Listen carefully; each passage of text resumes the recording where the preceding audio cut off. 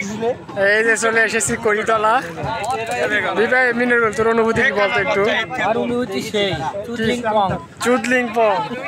এটা কোন দেশি ল্যাঙ্গুয়েজ? স্যার বলেন। রাগ করেছি কেন? রাগ করবি বল, তুই একটু অনুভূতি বল। অনুভূতি হচ্ছে বহুদিন পর ভাই ব্রাদার সাথে একসাথে আসলাম। আচ্ছা, আসার পরে যে আসার সময় যে একটা মজা, আর এসে কি বলবো, আর আসার পরে এখানকার যে পরিবেশ, ওয়াও, অর্থাৎ ভিউটা কিন্তু অনেক সুন্দর। অনেক সুন্দর কিন্তু। মিনারেল কও এখন তোমার অনুভূতি বলো। চুদলিং পং বাদ দাও। এখন অনেকদিন পর আসলাম ঘুরতে, যাই হোক ভাই ভাইস্তাদের সাথে অনেক ভালোই লাগলো। অনেকদিন হয়ে গেল এরকম করে ঘোরা হয় না। ইমরান যে গাড়ি টানে আসছে, আমি তো আতঙ্কে আসলাম, চোখের মধ্যে বালু দিয়ে অবস্থা খারাপ।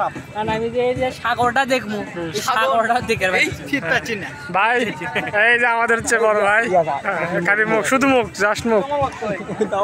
এই হৃদয়, তোর অনুভূতি কি? ভাই হৃদয়ের সাথে পরে একটা আলোচনা আছে, আগে অনুভূতি বলো।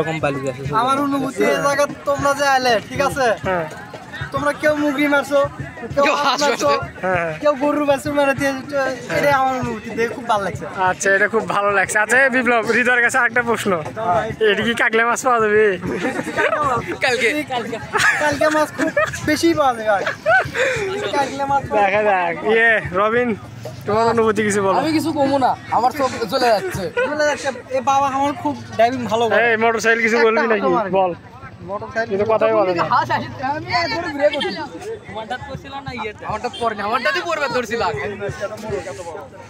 সারিয়াকান্দি উপজেলার অন্যতম একটা পর্যটন কেন্দ্র, কড়িতলা বলে। এটা রিসেন্টলি কিন্তু হচ্ছে এই স্পেসটা বের হয়েছে, এর আগে কিন্তু ছিল না।